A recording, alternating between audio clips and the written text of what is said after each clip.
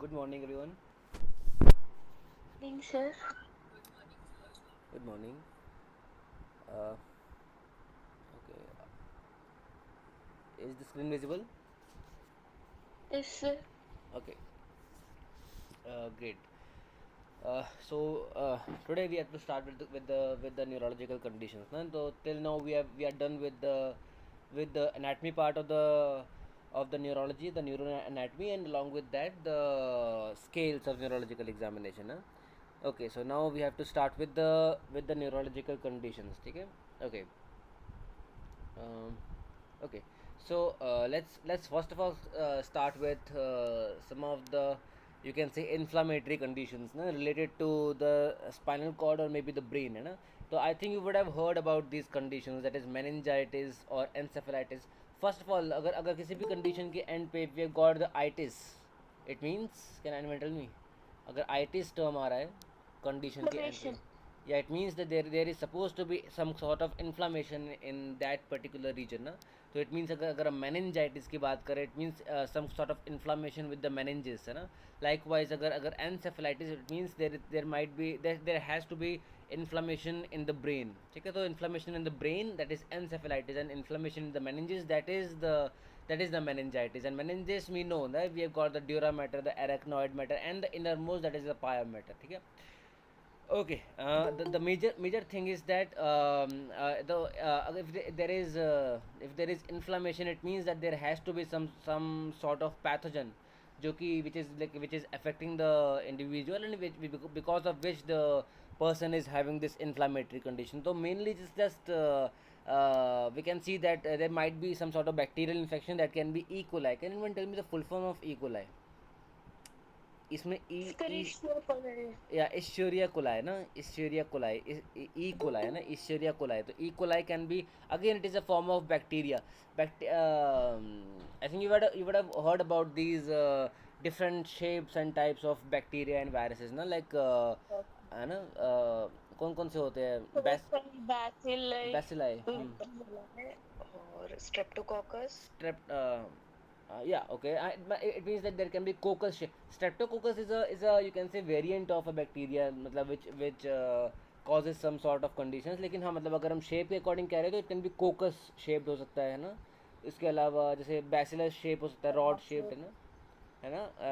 ठीक है, तो दे कैन बी कॉमा शेप्ड होता है, आई थिंक ऐसे कुछ होता है, अलग अलग टाइप के different shaped bacteria we can see. Likewise viruses also we can see. एक तो बहुत कॉमन जो आजकल चल रहा है, मतलब कोरोना टाइप ऑफ वायरस ना, which has got that crown shape structure ना, है ना, that is the.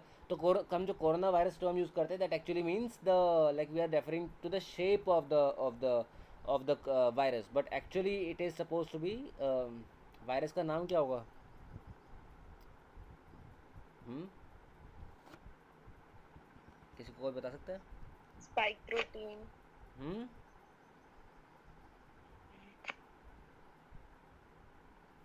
Okay, like this is your like homework. So just have a look at this thing ki what is the actual name of this particular this thing, this virus, the corona, the covid है. ठीक है. एक एक MCQ test में इसके ऊपर question है. MCQ test में आई थिंक अगर आपने आपने दिया है कोई, तो आप देखोगे कि उसमें एक एक एमसीक्यू टेस्ट है जिसमें एक क्वेश्चन दिया हुआ है कि the shape of this thing, ऐसे कुछ करके.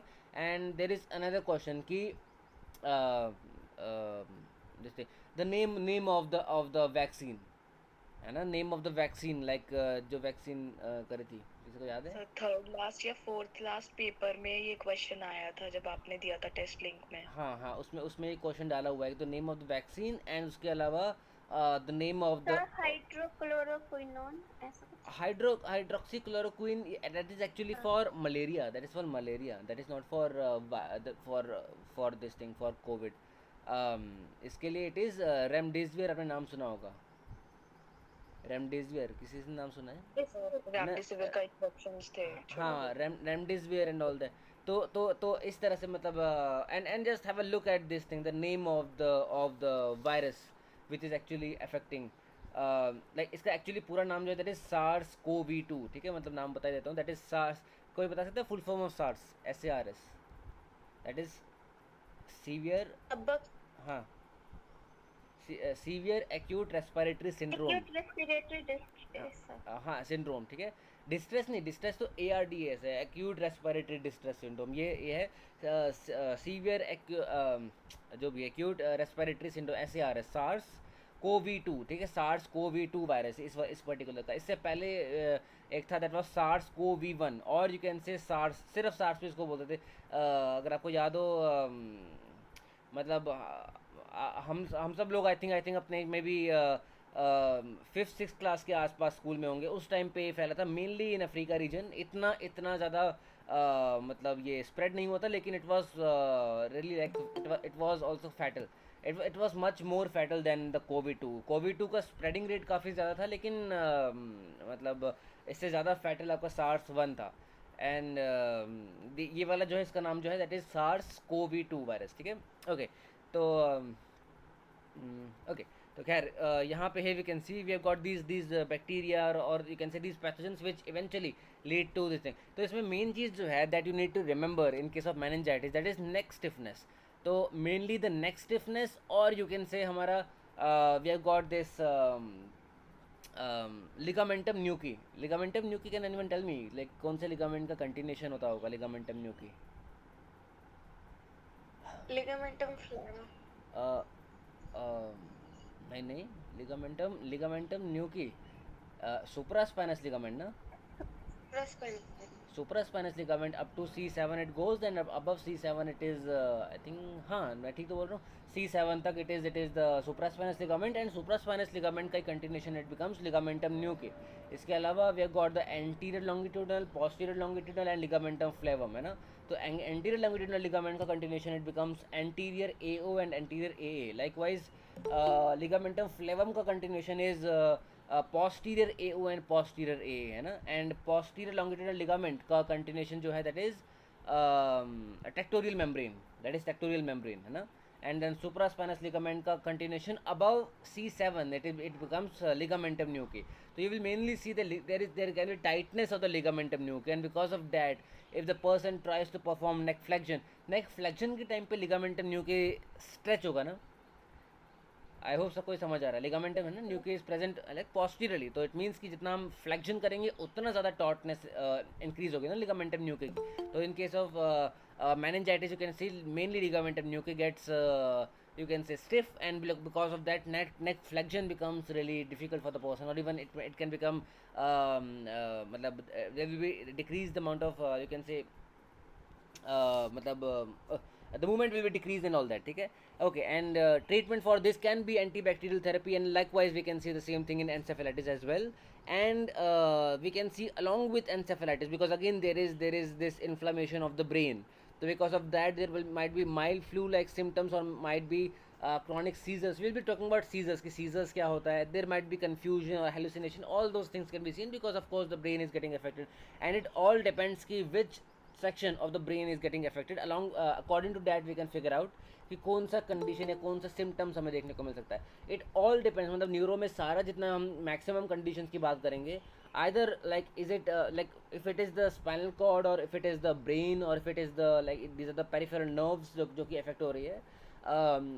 कौन सा सेक्शन, कौन सा एरिया अफेक्ट हो रहा है, मतलब जैसे अगर हम ब्रेन की बात करते हैं, if the parietal lobe is getting affected, और if the frontal lobe is getting affected, तो लाइकवाइज उसका रिस्पेक्टिव जो फंक्शन है दैट इज़ वो हमें मतलब अफेक्टेड मिलेगा ना इंडिविजुअल में। लाइकवाइज अगर हम बात करते हैं स्पाइनल कॉर्ड की, तो स्पाइनल कॉर्ड का कौन सा section, anterior horn is getting affected, और द पोस्टीरियर हॉर्न, या फिर कौन सा half of the spinal cord is getting affected, according to that we will see the symptoms in the individual. जैसे मैंने एक एग्जांपल बताया था आपको ब्राउन सीक्वर्ड सिंड्रोम का ना, जहाँ पे सेम लेवल के नीचे हमारा motor deficit, and same level के नीचे कॉन्ट्रालैटरल साइड पे हमारा सेंसरी डेफिसिट देखने को मिलता है, ठीक है। तो उसकी भी हम बात करेंगे आगे जाके, लेकिन वी कैन सी कि जितने भी हम कंडीशंस की बात करेंगे उसमें कौन सा एरिया और तो कौन सा नर्व या कौन सा एरिया जो है that is getting affected, and उसके अकॉर्डिंग हमें सिम्टम्स देखने को मिलेंगे। तो it doesn't necessarily mean like always कि लेट्स से अगर स्ट्रोक हुआ है तो स्ट्रोक में हमें सिर्फ एक ही चीज़ देखने को मिलेगी। इट डजेंट मीन मतलब मे बी अगर स्ट्रोक की वजह से ऑक्सीपिटल लोब इफेक्ट हो रहा है तो उसकी वजह से पर्सन का vision and all that effect हो सकता है।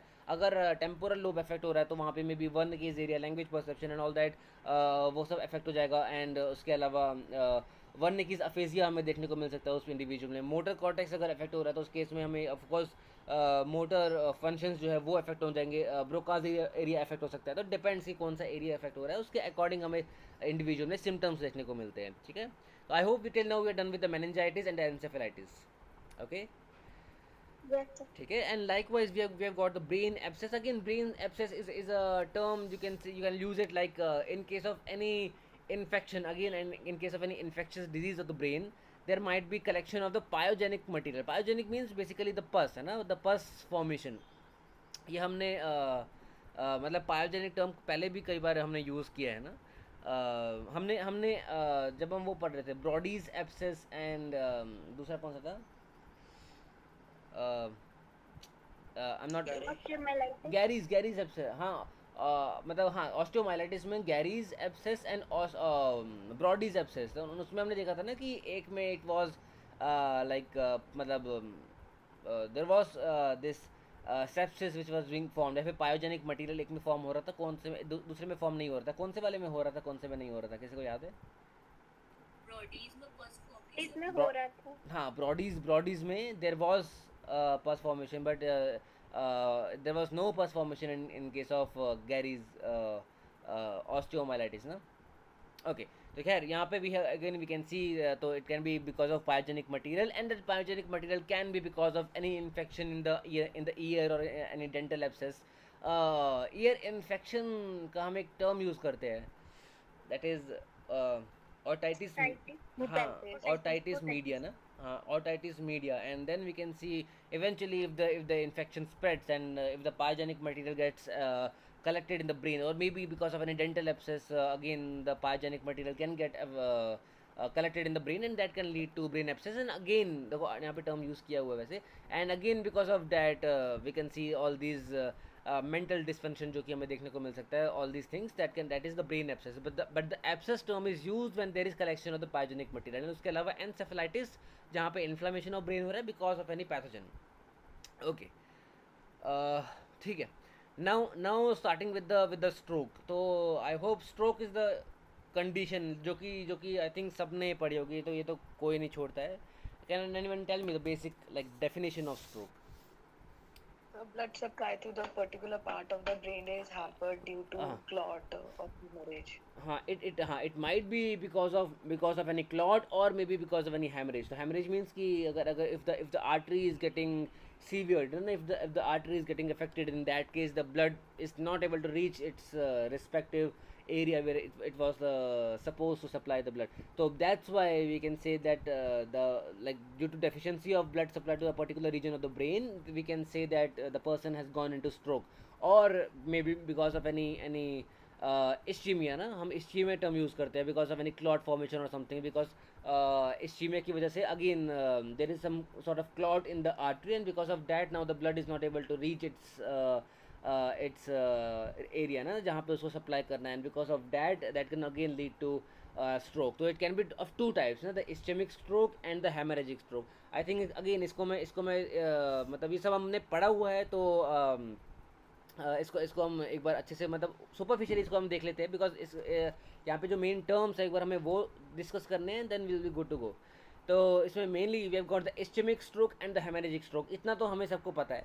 इसके अलावा द मेन थिंग इज कि brain cells malfunction within 4 minutes. It means कि stroke is the condition of highest you can say emergency ना, because if a person is having stroke, in that case we need to rush the individual to the emergency setting ना जितना जल्दी हो सके, because again जितना brain cells कम से कम affect हो रहे हैं उतना बेटर है उस इंडिविजुअल के लिए, उतना हम मतलब प्रिवेंट कर सकते हैं उस पर्सन की मतलब जो body paralysis and all that जो हमें देखने को मिल सकता है आगे चल के, है ना। एंड अगेन जो हमने जो कल जो पढ़ा था हमने circle of village and all those arteries and all that जो ब्रेन सेल्स को सप्लाई कर रही थी या ब्रेन को सप्लाई कर रही थी, in that case we can see कि if the middle cerebral artery is stopped, in that case the Broca's area and the Wernicke's area might get affected ना, because we saw this कि it was mainly supplying जो middle cerebral artery था mainly supplying the temporal region, and along with that some part of the frontal lobe as well, and you can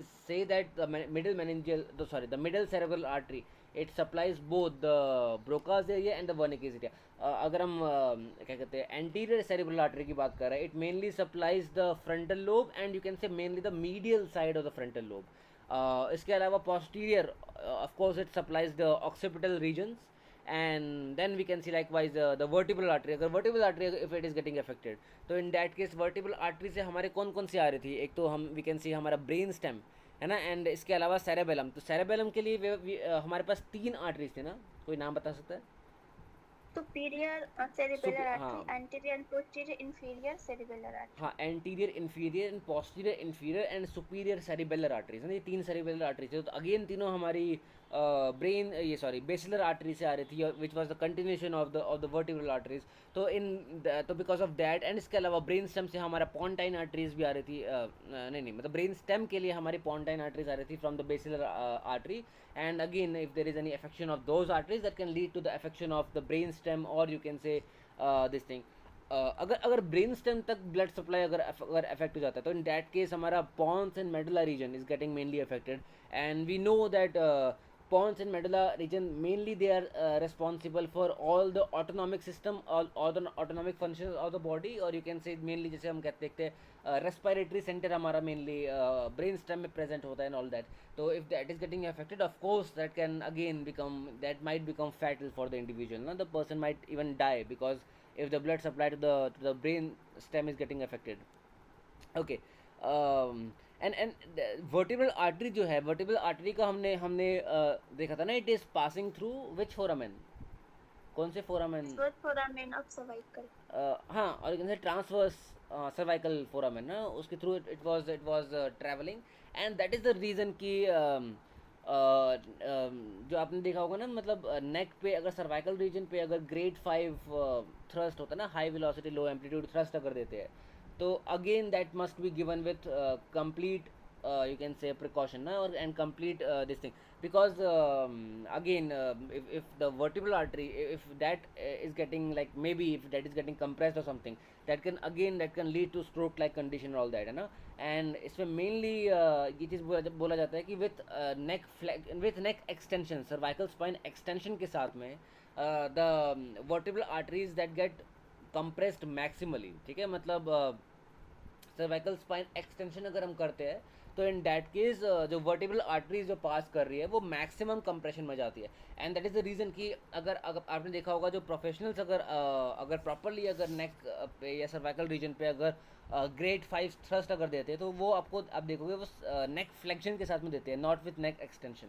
neck extension के साथ में कभी नहीं दिया जाता, नेक फ्लेक्शन के साथ में दिया जाना चाहिए. And again that should be given with maximum care and precaution, because again we can see हमारी वर्टिब्रल आर्टरी यहाँ पे प्रेजेंट है, and if that is getting like compressed or something, तो again that can lead to various serious conditions in the individual ना. ठीक है, तो that is the stroke basically. मतलब we can see it might be because of ischemia or the blood clot or hemorrhagic, जहाँ पे हमारा जो artery can go into aneurysm or all that. Can anyone tell me aneurysm? Again it terms repeat हो रहे हैं, तभी मैं पूछ रहा हूँ. aneurysm So narrowing of the नहीं arteries. क्या चीज़? Narrowing of the arteries. नहीं, no, it is not the narrowing of the artery, it is actually the Dilation of the arteries. हाँ, it is the swelling up ना, swelling up of the wall of the artery ना. इसका मैंने example बताया था कि अगर आपके पास कोई डिफेक्टेड बैलून है एंड उसका मान लो बैलून का वॉल जो है वो एक जगह पे अगर काफ़ी वीक है, तो इन दैट केस अगर उस बैलून को अगर ब्लो अप करते हैं, तो इन दैट केस वो बैलून अलग से एक छोटा सा एक और बैलून लाइक स्ट्रक्चर एक निकल आएगा वहाँ से, and that is basically the aneurysm. ठीक है, it is the swelling you can say of the artery from a particular region, जहाँ पे हमारा आर्टीरियल वॉल जो है if it is getting much thinner है ना, or if it is getting much weaker, in that case that is called as arterial aneurysm. And again because of that because again arterial wall जो है that is much thinner or much weaker, and because of that if it gets burst, so that can lead to the hemorrhage है ना. तो blood can get out of the artery, and that can again lead to hampering of the amount of blood जो हमारा उस region पे supply होगा, and that is basically hemorrhagic type of stroke. ठीक है, okay. Now there can be two different causes for this. First of all, we have got a condition that is called as arterial fibrillation. Arterial fibrillation basically means if the heart is not pumping properly, that is basically called as the arterial fibrillation. Okay, यहाँ पे मैंने ये open किया था, देखो. If there is irregular or very rapid or something heart rhythm, that is or you can call it as arrhythmia as well, okay, that is called as arterial fibrillation. And because of that it can lead to blood clots. So again, if the blood is not like pumping properly, or you can say if the heart is not pumping properly, or you can say there can be जो synchronicity होती है between the arterial and the venous pumping. आप लोगों ने actually में देखा है कभी हार्ट पंप होता हुआ कोई वीडियो में या कहीं पे? देखोगे मतलब इट इज़ लाइक ये हमारी आर्टरीज हैं, ये हमारा ये हमारा एट्रियम है, ये हमारा वेंट्रिकल है. ये एट्रियम है, ये वेंट्रिकल है. First of all atrial systole होता है ना, एट्रियल कॉन्ट्रैक्शन होता है. उसके बाद में then there is ventricular contraction, and उतने टाइम में हमारा एट्रियल डायस्टोल होता है, मतलब कि रिलैक्सेशन ऑफ एट्रिया होता है, and then there is relaxation of the ventricle.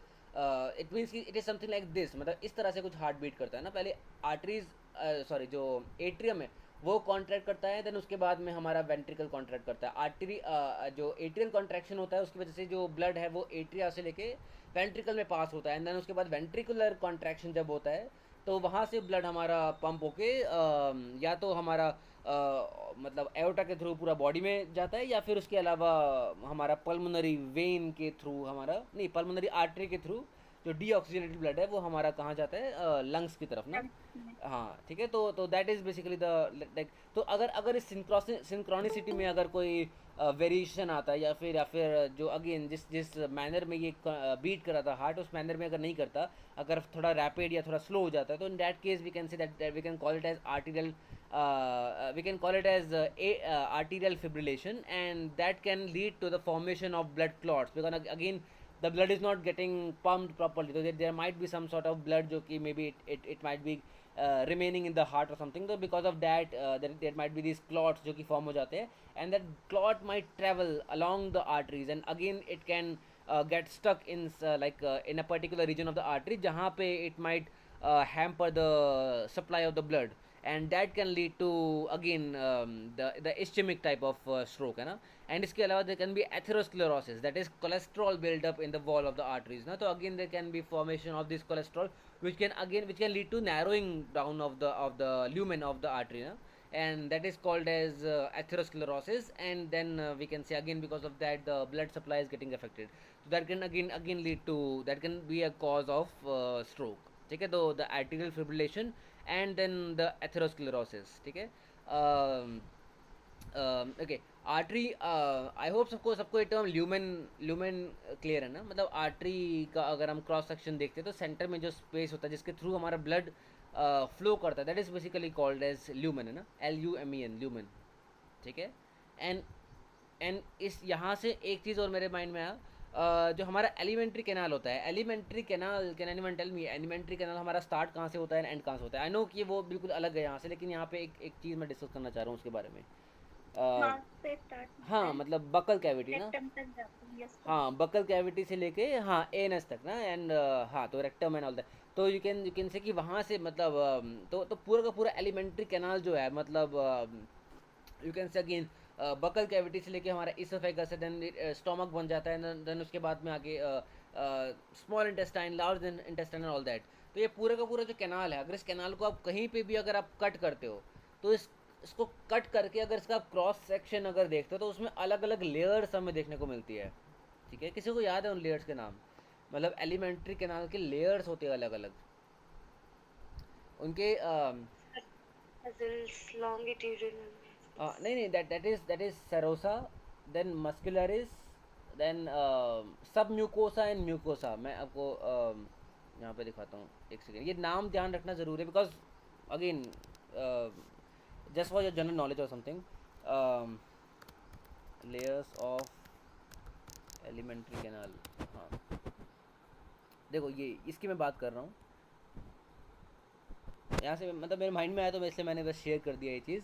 But ये हमारा एलिमेंट्री कैनाल है. एलिमेंट्री कैनाल मतलब कि पूरा ईसोफेगस से लेके अप टू द एनस, तो पूरा एलिमेंट्री कैनाल को कहीं पे भी अगर हम कट करते हैं तो उसमें we can see all these region, these layers. ठीक है, तो सेंटर में अगेन हमारे पास जो स्पीच, जैसे मैंने आर्टरी में बोला जो सेंटर में ल्यूमन प्रेजेंट है, लाइकवाइज एलिमेंट्री कैनाल में भी सेंटर में ल्यूमन प्रेजेंट होगा जिसके थ्रू हमारा फुट पास करता होगा ना. एंड फुट को अलग अलग रीजन पे हम अलग अलग नाम देते हैं ना. बोलस फुट में मतलब माउथ में बोलते हैं, उसके बाद chyle, chyme and all that.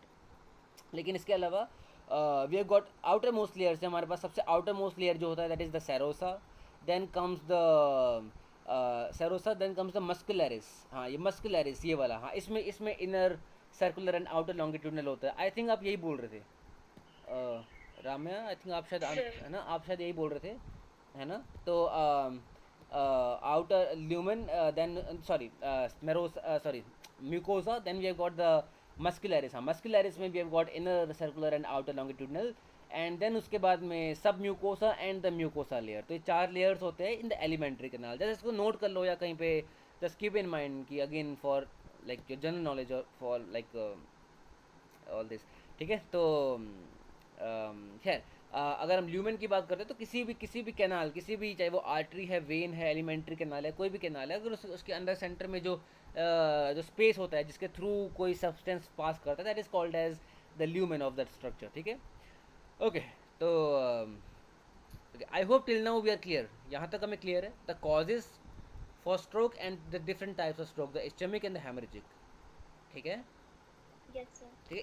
इसमें क्वेश्चंस काफ़ी फ्रीक्वेंटली इस तरह से आते हैं, बट वो ब्लड सप्लाई और ब्रेन वाले टॉपिक से रिलेटेड है कि if in an individual the again the pontine arteries got affected, or let's say the superior cerebellar artery, or you can say the middle meningeal artery got affected because of stroke. तो और there was haemorrhage of that particular artery, तो उसकी वजह से उस individual में क्या symptoms देखने को मिल सकते हैं. तो वो किसी तरह से, लेट्स से अगर हम मिडिल मेनिंजियल आर्टरी की बात कर रहे हैं तो एक में लिखा आएगा कि एक ऑप्शन में होगा कि the person is not able to perceive the language and all that, and the person is not able to speak as well. तो उसमें, एंड दूसरा हो गया the person is not, may be कुछ भी, द विजन इज़ अफेक्टेड, या तीसरे में हो गया the balance is affected and all that.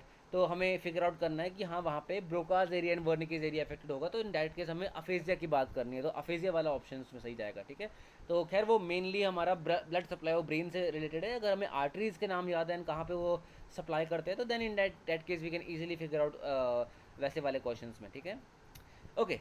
Now there is this condition that is called as transient ischemic attack, that is TIA, or you can also call it as mini stroke. तो mini stroke again you can see कि mini stroke is a condition जो कि stroke like condition है, but there might be a clot or something which forms and then it goes away. तो again जैसे stroke में अगर हम देखते हैं तो देर आर सम थिंग जो कि हमें देखने को मिल सकता है. लेट्स से जैसे ड्रूपिंग ऑफ आईलिड्स या drooping of the mouth or the facial muscles as a whole, है ना, वो हमें देखने को मिल सकता है. और you can say if we ask the person to lift the arm, तो कुछ टाइम के बाद the person will complain of weakness and all that. तो again that can be a sign of stroke. And इसके अलावा अगर person की speech अगर स्लर्ड होती है, ये बहुत कॉमन देखने को मिलता है. स्पीच अगर स्लर्ड हो जाती है, बोलते बोलते अगर वॉइस जो है वो क्लियर नहीं है एंड ऑल दैट, तो again that is because of the weakness of the facial muscles, and because of that the person is not able to articulate properly, and that can be again like utilized as a potential, you can say, sign for stroke ना. ठीक है, तो वो अगर वो सारी चीज़ें हैं, बट वो सारी चीज़ें अगर हमें कुछ टाइम के लिए देखने को मिली, maybe for 24 hours, and then it got back to normal, तो that is called as the mini stroke, but or you can call it as transient ischemic attack, but लेकिन that can be a sign for a full-fledged stroke in the future. ठीक है, तो there might be a full stroke in the future, but that mini stroke or that small type of stroke, that is called as the transient ischemic attack. ठीक है, I hope till now we are clear. Yes, sir. Okay, now coming up to the risk factors. Okay, now this is really important. First of all, I just want to talk about this condition that is called as hyaline arteriolosclerosis, or you can call it as lacunar stroke as well. तो first of all we can see that एक तो हमने देखा कि हाँ ठीक है, मतलब ल्यूमेन का साइज कम हो रहा है of the artery, that is जिसको हम एथेरोस्क्लेरोसिस की वजह से हो सकता है, या फिर मे बी कोई क्लॉट फॉर्मेशन हो रहा है बिकॉज ऑफ आर्टीरियल फिब्रिलेशन. या फिर मे बी कोई मतलब हैमरेज वहाँ पे हो रहा है, तो लेकिन लेकिन अगर मतलब वी कैन सी कि ल्यूमेन का size can decrease because of this structure that is called as hyaline. तो इसकी वजह से भी इसका जो ल्यूमेन का जो साइज है इट माइट डिक्रीज। तो बेसिकली होता क्या है कि we can see that the wall of the arteries become weak and lead to hemorrhagic stroke. एक तो ये हेमरेजिक स्ट्रोक की हमने बात कर ली, इसके अलावा दूसरे की हम बात कर रहे हैं the stiffer wall of the artery with age. दो चीज़ें हैं, एक तो if the arterial wall is becoming so weak कि वहाँ पे आर्टीरियल एनेरिज्म हो रहा है, and because of that the wall of the artery burst open है ना, that can lead to hemorrhagic stroke. या फिर इसका opposite, if the wall of the artery is becoming so stiff, इतना ज़्यादा स्टिफ हो रहा है कि because of that the blood pressure is increasing, because of course जो ब्लड है हमारा एक पर्टिकुलर प्रेशर से फ्लो करता है, and we can see if the blood pressure is increased, because of that it will start attacking the walls of the arteries ना।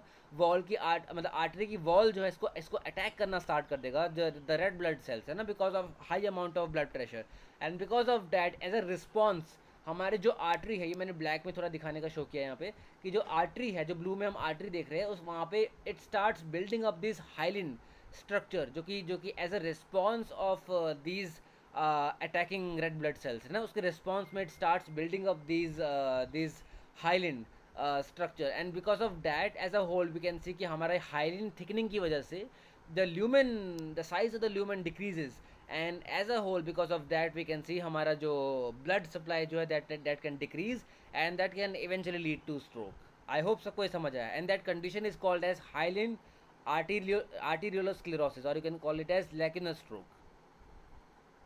सबको ये क्लियर हुआ कि नहीं? ओके ठीक है, हाइलिन आर्टीरियोलोस्क्लेरोसिस, ठीक है, ये आपने टर्म सुना था सबने कि नहीं?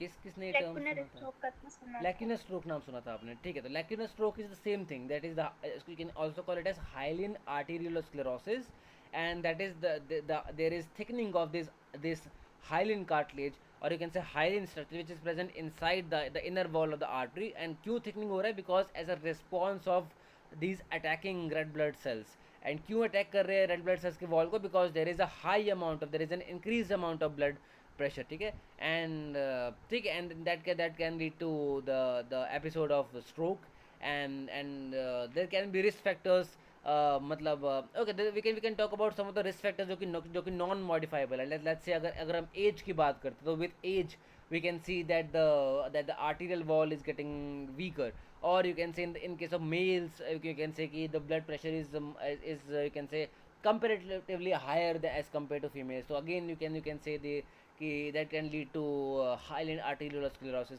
and then there can be non modifiable there can be modifiable factors as well, like high blood pressure है, तो we can like change the diet, or maybe the daily, you can say, the activities and all that of the individual, so as to lower it, है ना। and इसके अलावा we can, like, if the person is having diabetes, or if a person has the smoking habit or cholesterol buildup, so we can just control it, and eventually we can just decrease the level of this thing ना, the BP, and because of that हमारा जो hyaline thickening है वो decrease हो जाएगा, and because of that again हमारा जो stroke के चांसेस है उसको हम डिक्रीज कर सकते हैं। ओके तो that is basically the lacunar stroke और the hyaline arteriosclerosis. I hope everyone is clear with this term, ठीक है। Okay okay, now talking about the ischemic and the hemorrhagic stroke, तो okay, the mainly we can see, most commonly we can talk about the ischemic stroke, ठीक है। the most commonly it is the ischemia, है ना, it is the blockage of the path of the blood, mainly 75% of the cases, and just 25% of the cases you can talk about the hemorrhage, ठीक है। तो hemorrhage में मतलब जहाँ पे artery जो है it is getting affected, and that is just the 25% of cases। के अलावा 75% most of the cases, majority of the cases जो है that is because of the ischemic stroke, and then other normal arteries we can see there can be vasospasm because of pressure and all that, that can lead to second stroke। so mainly but the thing is कि main artery की जो हम बात कर रहे हैं, main artery में there is, as a response of increased amount of blood supply, or maybe any other thing, because of any clot formation, यहाँ पे हमारा जो blood supply that is getting affected, and because of that again जो हमारी बाकी जो you can say collateral circulation के लिए, या फिर बाकी जो आर्टरीज है उसके ऊपर the responsibility increases, and because of that, as a response, हमारा जो blood pressure है, that is also supposed to increase in those arteries, and that can lead to vasospasm. Vasospasm means again the arterial wall is showing hypertrophy. Na? As a response of attacking these red blood cells, the arterial wall shows hypertrophy, or you can say thickening, and because of that, that can lead to second stroke, or you can say second episode of stroke. Okay, that can also be seen. इसके अलावा there can be this thing that is called as arteriovenous malformation. Basically, we are supposed to talk about these capillaries. Normally, we can see the capillaries are like this. Can anyone tell me capillaries होता क्या है?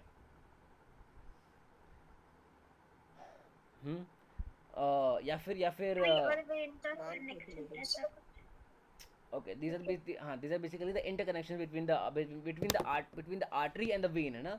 And the smallest blood vessels कौन से होते हैं हमारे? ये भी एक क्वेश्चन मैंने एमसीक्यू टेस्ट में डाला था. arterioles आर्टीरियल्स नहीं, कैपिलरी ना, कैपिलरी. मतलब जैसे आर्टरी, मैंने उसमें ऑप्शन डाला था artery, meta artery, arteriole and then capillary. तो capillaries are the smallest form of blood vessels. ठीक है, those are the capillaries. ठीक है, capillaries are the smallest form of blood vessels. And if there is any arteriovenous malformation, if the structure of the capillaries is getting affected, that can again lead to, as a response of that, we can see again there might be this condition. Because of that can eventually lead to stroke. ठीक है, तो again the arteriovenous malformation can be a potential reason for stroke. ठीक है, and the thing is this is really important. So if you can see a person having तो यहाँ पे हम fast protocol, और मे बी ये मतलब fast acronym हम यूज़ करते हैं, where we can see if there is drooping of the face, है ना, face drooping. We can ask the person to smile, and if the person is not able to smile on a particular side, so we can say that the person might be having an episode of stroke, है ना. इसके अलावा अगर हम arm raise करने को बोलते हैं, और if the speech is getting slurred, so in that case it is like we have not got much time, and it is a condition of highest you can say emergency, and we need to rush the individual to the hospital setting as soon as possible. ठीक है, so that is basically the fast you can say acronym that can be used in case of stroke. Okay, ठीक है. Actually ना अपने आप लोग Ted talk वगैरह देखते हो क्या? मतलब कोई हमने देखा हो टेड टॉक, कोई वीडियो या कुछ, उसमें motivational videos and all that होती है यूट्यूब पे.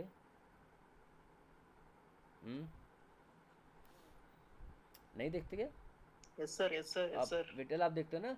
तो उसमें एक टेड टॉक है जिसमें एक्चुअली वो न्यूरो साइंटिस्ट है, and she herself had an episode of stroke, and उसमें इतना beautifully she has explained about this thing कि like the way she was experiencing that way, मतलब बड़ा ही पोएटिक वे में, बड़ा ही अच्छे से मतलब वो एक्सप्लेन किया था. एंड मैं उसका लिंक पक्का अभी क्लास के बाद में सेंड करूँगा. And in that case she was like कि मतलब she was just leaving for work ना, अपने ऑफिस के लिए वो she was just leaving, and at that time she had this episode of stroke. And उस टाइम पे मतलब इट वॉज लाइक कि एक टाइम पे she was having this feeling कि मतलब वो सेंस ऑफ रिस्पॉन्सिबिलिटी कि मेरे को ऑफिस जाना है, मेरे को काम पे जाना है, एंड देन सडनली ब्रेन का जो प्री फ्रंटल कॉर्टेक्स है, it stopped working because of this stroke, and because of that she was having that मतलब she use the term euphoria, मतलब she was feeling so like मतलब euphoric और so happy and all that कि कोई भी stress नहीं, कुछ भी नहीं है, बस she is feeling so happy, and again she came back to senses, and तो मतलब इट वॉज लाइक दिस. तो मतलब वो बड़ा अच्छे से एक्सप्लेन किया हुआ है कि उस टाइम पे मतलब वो क्या था, एंड शी रियलाइज्ड कि that she was having episode of stroke, but again she was not able to figure out कि whether I am suppose to call someone या क्या करना है. तो बड़ा अच्छा टॉक है वो, आपको मैं मतलब ग्रुप में सेंड करूँगा उसका. ठीक है, तो वो स्ट्रोक का मतलब she has like given her experience about shared experience about stroke. ठीक है, ओके, तो that is basically the stroke. I hope till now we are clear. Na? Basically the ischemic and the hemorrhagic and the various reasons for stroke, and along with that the lacunous stroke, the this thing hyaline arteriosclerosis. ठीक है, I hope till now we are clear. yes Okay. Okay, now coming up to this condition that is called as okay, that is the multiple sclerosis. So multiple sclerosis basically means something is getting affected, ठीक है. And multiple sclerosis means something getting affected at multiple regions, अलग अलग region पे supply कुछ कुछ चीज़ जो है वो affect हो रही है. So mainly what you can see in case of multiple sclerosis, the brain communication is getting affected. Brain communication means of course जो हमारा हमारा जो न्यूरॉन्स है, and neurons forming the synapsis ना at the synapse. So you can say that this is the sender neuron and this is the recipient neuron है ना. And further this will become the sender neuron and आगे जाके ये nerve जो impulse है, जो information है, उसको आगे next recipient neuron के पास में information it will get travel. So you can say that if there is any substance or any structure which is affecting these neurons, so that, or you can say if that is leading to the sclerosis of this neurons, that is basically called as multiple sclerosis. So mainly we can see that it is an autoimmune disease. Can anyone tell me what is an autoimmune disease? One body attack, खुद की body attack करता है है. ना, where the body's immune system it starts like attacking its own body structures ना. तो जैसे हम rheumatoid arthritis में बोलते हैं it is an autoimmune disease ना.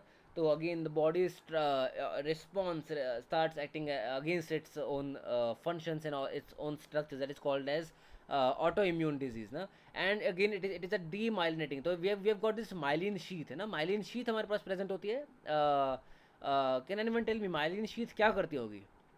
माइलिन शीथ हमारा न्यूरॉन के ऊपर प्रेजेंट होता है ना. इंक्रीजेस द है ना the speed of conduction. Okay, एक नर्व के थ्रू हमारा नर्व कंडक्शन वेलोसिटी कितना होता होगा? नर्व से कंडक्शन दो इम्पल्स और कंडक्शन की वेलोसिटी कितनी होती होगी? किसी को idea? Yes sir, 60 meters per second. हाँ एग्जैक्टली 50-55 समथिंग, या फिर इट इज़ ऑलमोस्ट 180 और 200 किलोमीटर पर ना. मैंने किलोमीटर पर आवर में याद किया था. इसको आप कन्वर्ट करोगे आई थिंक ऐसे ही कुछ बनेगा, 50-55 समथिंग मीटर पर सेकंड ऐसे कुछ रहेगा. ठीक है, तो ऑलमोस्ट 180 और 200 किलोमीटर पर that is the normal velocity of a nerve है ना, जिससे हमारा ट्रैवल करता है नर्व इम्पल्स. ठीक है, ओके. तो इट इज़ अ डीमाइलिनेटिंग जहाँ पे myelin sheath is getting affected है ना. एंड हमारे न्यूरॉन के अलग अलग स्ट्रक्चर्स होते हैं ना. वी हैव गॉट क्या क्या स्ट्रक्चर्स होते हैं? डेंड्राइट्स होता है, एक्सॉन्स होते हैं है ना, Cell body, axon. Cell body. हाँ, एंड ये डेंड्राइट्स होते हैं ना, एंड ये एक्सॉन होता है ना. The longest dendrite it is called as axon, अगर मैं गलत नहीं हूँ तो यही होता है. ये हमारा Yes, sir. है ना, ये एक्सॉन होता है ना. This is the axon, and axon eventually हमारा आगे जाके नेक्स्ट सेल बॉडी या नेक्स्ट न्यूरॉन से साइनेप्स करता है. And we have got this myelin sheath जो कि इसके ऊपर प्रेजेंट होती है, जो कि which eventually enhances the speed of nerve impulse transmission ना. ओके, तो okay, that is that. So if the myelin sheath is getting affected or by the body's immune system, that is basically the multiple sclerosis. And because of that again, तो जैसे मैंने आपको पहले बताया कि ये बेसिक प्रिंसिपल है multiple sclerosis का. बट इन द ब्रेन जिस रीजन पे हमारा बॉडी का इम्यून सिस्टम अफेक्ट कर रहा है माइलिन शीथ, उसके रिस्पेक्टिव जो हमारा फंक्शन है वो हमारा इफेक्ट होगा. मतलब अगर फ्रंटल लोब में हो रहा है, टेम्पोरल या पैराइटल लोब में, तो उसके अकॉर्डिंग हम देख सकते हैं कि let's say we can see there can be vision, there can be cognition जो कि इफेक्ट हो सकता है. मूवमेंट कैन बी, अगर फ्रंटल लोब अगर इफेक्ट हो रहा है तो वहाँ पे मूवमेंट इफेक्ट हो सकती है. विजन अगर ऑक्सीपिटल लोब में अगर हमें एमएस देखने को मिल रहा है तो वहाँ पे विजन इफेक्ट हो सकता है. टच कैन डिक्रीज, अगर पैराइटल लोब अगर इफेक्ट हो रहा है तो वहाँ पे टच सेंसेशन कैन डिक्रीज है ना. एंड अलॉन्ग विद दैट अगर हमारा कॉग्निशन ऑल दैट, तो इट मीन्स कि हमारा कौन सा region of the brain is getting affected, and along with accordingly we can say कि we can talk about its respective condition. ठीक है, तो that can be seen, but mainly we can see there is this demyelination which can be seen here है ना. And it is non-fatal but life expectancy will for sure decrease. You know, the person's life expectancy will decrease, and it can be genetic in origin as well. It can travel from one generation to another. Okay, now there is this term that is called as neuroinflammation. Neuroinflammation again, कोई भी let's say अगर bone या किसी muscle या किसी जगह पे अगर कोई पैथोजन या कुछ अफेक्ट करता है, तो there we see that there is this inflammation in response to that ना. तो लाइकवाइज वी कैन से कि हमारा ब्रेन में भी अगर if the bodies own immune system if it starts attacking against against the brain structures or these neurons. So in that case we can say there will be inflammation of these structures, or you can say there will be neuroinflammation. ठीक है, तो they can use this term कि neuroinflammation is a key feature of which condition, that is multiple sclerosis. ठीक है, where the brain communication is getting affected. Okay, I hope till now we are clear. ठीक है, cognition के लिए कौन सा part effect होगा? किसके लिए?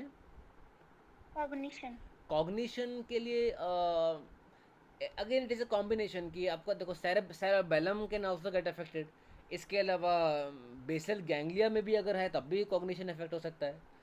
तो इट डिपेंड्स कि मतलब अगेन मतलब इंटरलिंक्ड स्ट्रक्चर्स है. तो मेनली अगर मैं देखूँ तो सेरेबेलम या बेसल गैंग्लिया, लेकिन इसके अलावा इट डजंट नेसेसरली मीन कि सिर्फ वही स्ट्रक्चर्स है तो तभी हमारा कॉग्निशन इफेक्ट होगा.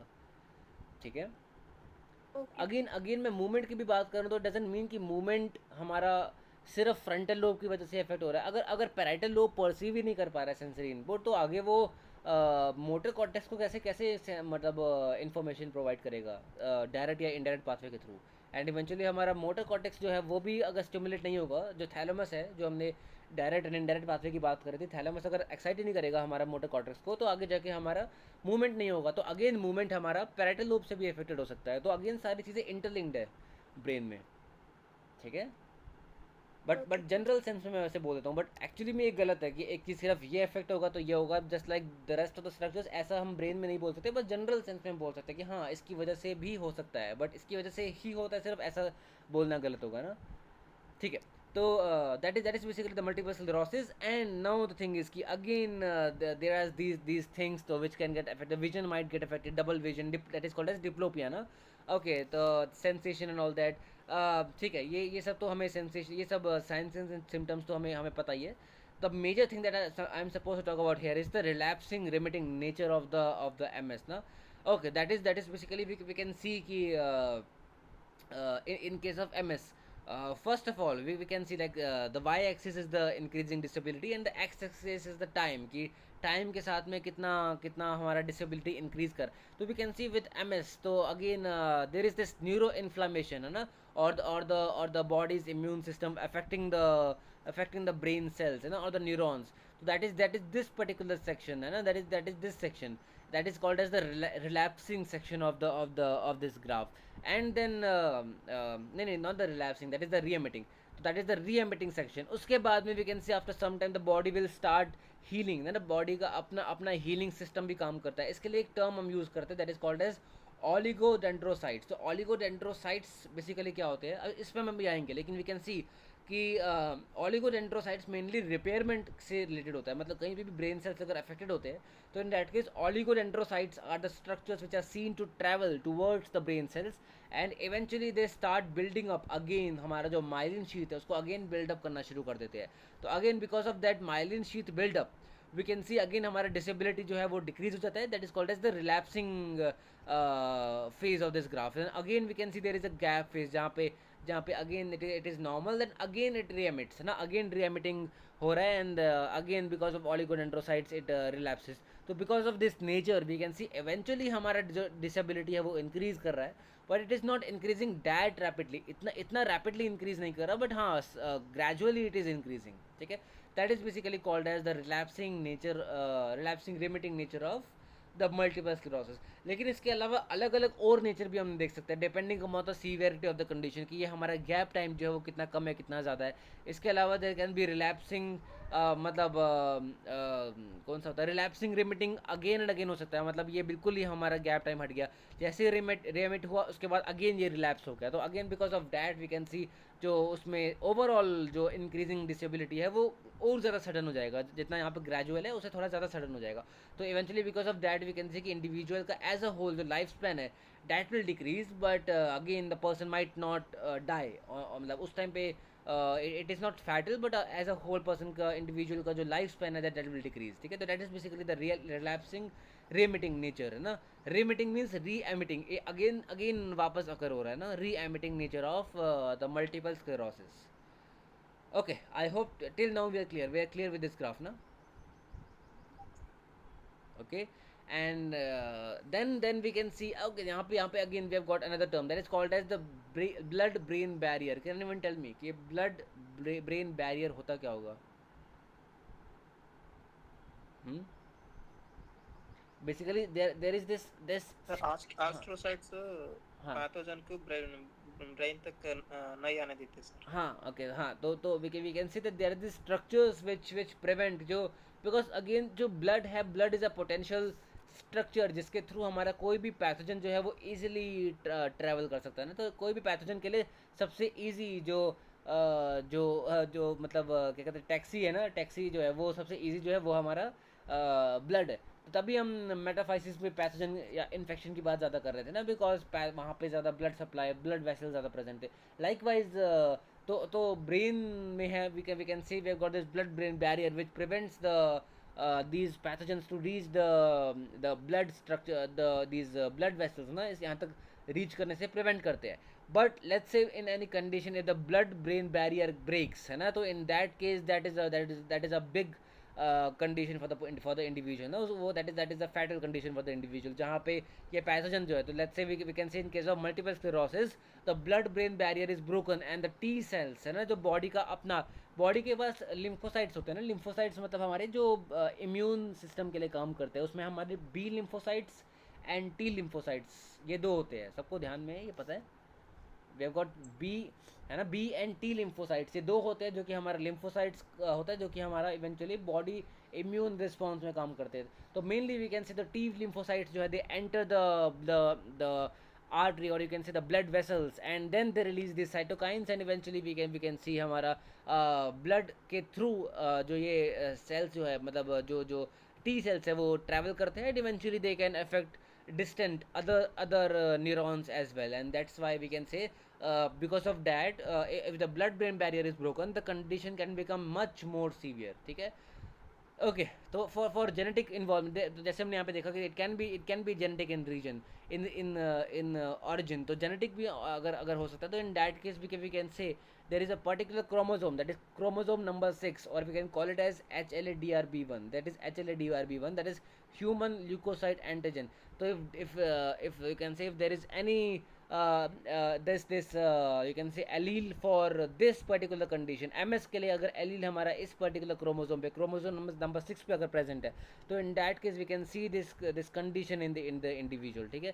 So that is we can say कि there can be genetic involvement for this as well, and along with that this is also seen that if in the individuals who are living far from the equator, मतलब जहाँ पे vitamin D की deficiency है वहाँ पे उन areas में auto immunity is seen much more as compare to the region. जैसे इंडिया है, India is much closer to the equator, तो यहाँ पे auto immunity is seen much lesser as compare to the region जहाँ पे जो कि इक्वेटर से दूर है या फिर जहाँ पे विटामिन डी या सनलाइट काफ़ी कम है. तो this is again seen generally. ठीक है.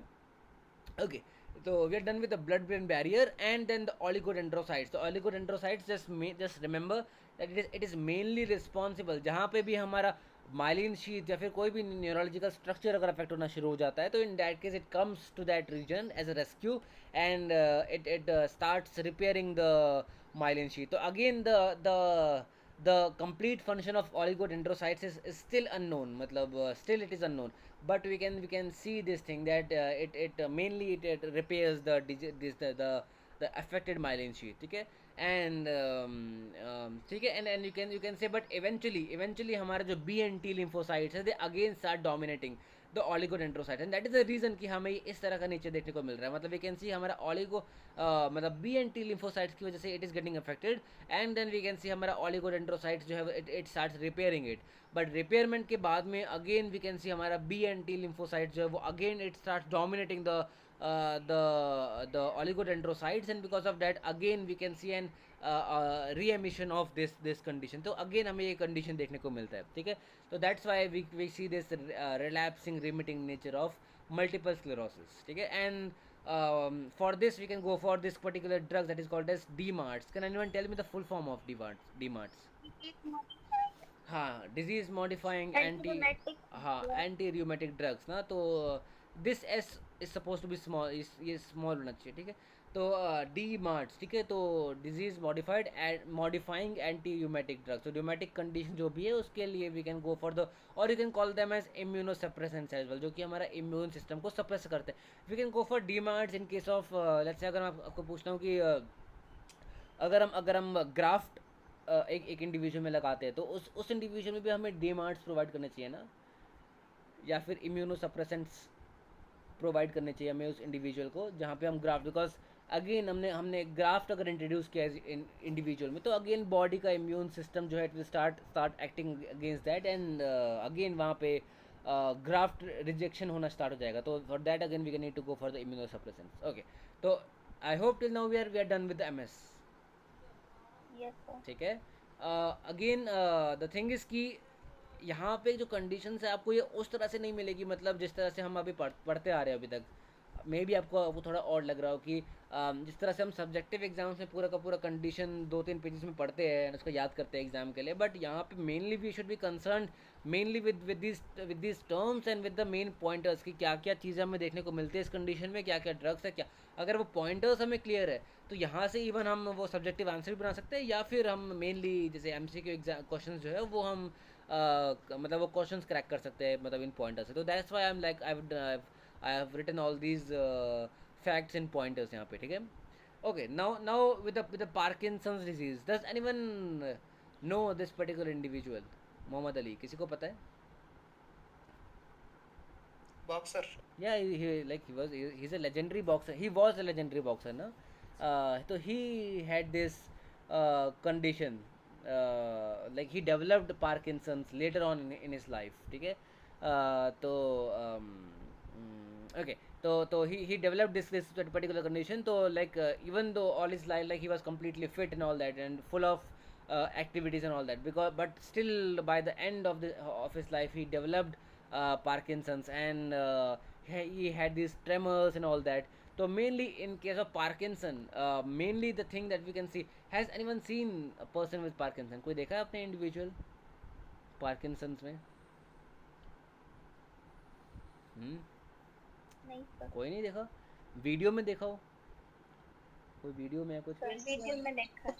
ठीक है, अगर वीडियो में देखा है तो ओके, तो वैसे मतलब अगर कहीं पे देखने को मिलता है, जस्ट पिक्चराइज कि क्या क्या चीज़ें आपको वहाँ पे आपको वो इंडिविजुअल स्टूप पोस्चर मतलब में मिलेगा, मेनली स्टूप पोस्चर में, कि मतलब वो आगे की तरफ झुका हुआ वो पेशेंट है।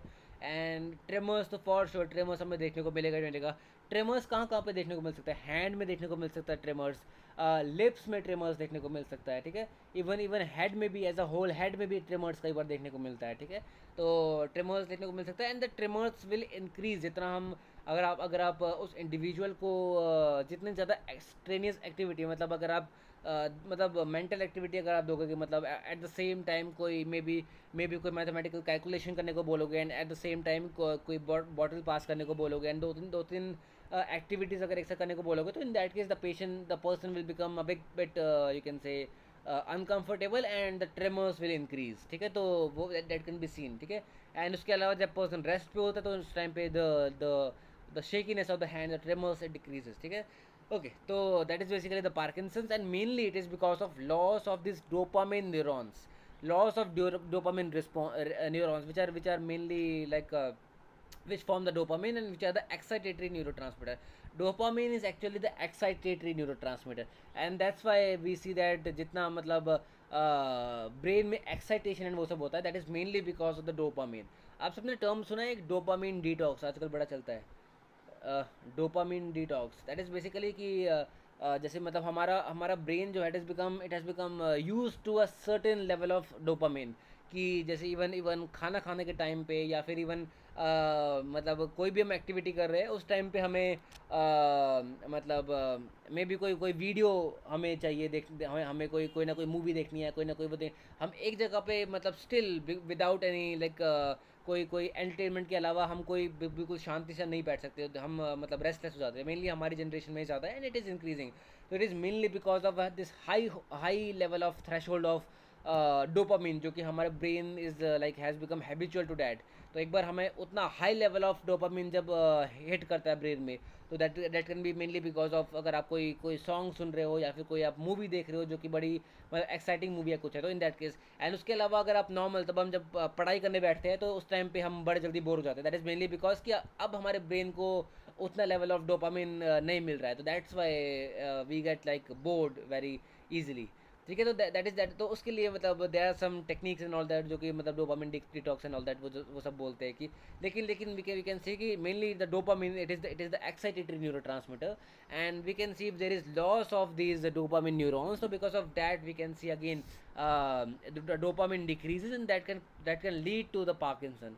And if there is Parkinson, तो mainly the main thing that we can see there, that is tremors. इसके अलावा ये सारी चीज़ें, मतलब there is mainly the rigidity that can be seen, or you can say the cog wheel type of movement.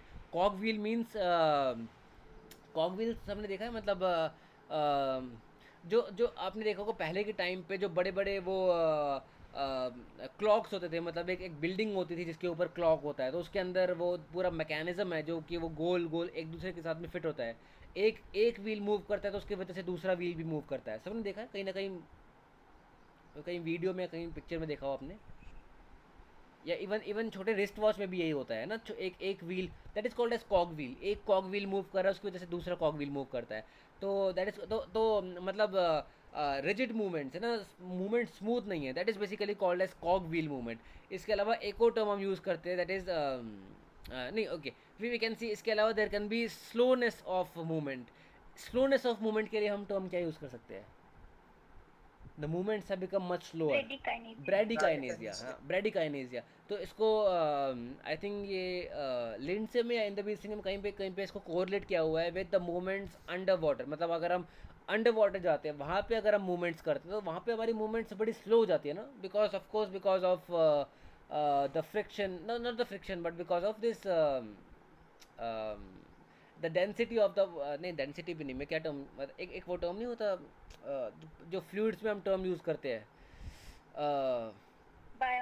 नहीं not the buoyancy, honey is more denser than water, तो viscosity, because of viscosity, exactly because of viscosity, हाँ।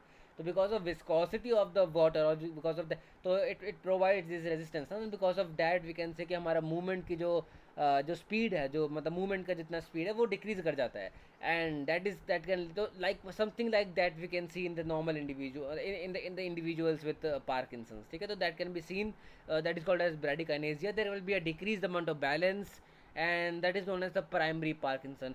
And if there is any other condition, कोई और condition है, let's say multiple sclerosis है या फिर कोई और कंडीशन है जिसकी वजह से इवेंचुअली हमारा dopamine neurons are getting affected, let's say multiple sclerosis brain में इफेक्ट किया एंड बिकॉज ऑफ दैट हमारा डोपामिन न्यूरॉन्स इफेक्ट हो गया and that eventually led to Parkinson, तो that is called as secondary Parkinson. Of course because of any other condition, any other disease हमारा Parkinson हो रहा है अगर, तो that is called as secondary Parkinson, but mainly because of the normal you can say natural degeneration of the dopamine neurons अगर होता है तो then that is called as the मतलब प्राइमरी पार्किंसन। ठीक है, तो in this case again the cause is still unknown, the exact cause is unknown and that is called as idiopathic, we can see that is idiopathic in nature. ठीक है, and there can be depression, because depression again because these excitatory जो neuro transmitter those are getting affected. इसके अलावा there can be memory loss. Memory loss के लिए हम एक term use करते हैं, amnesia.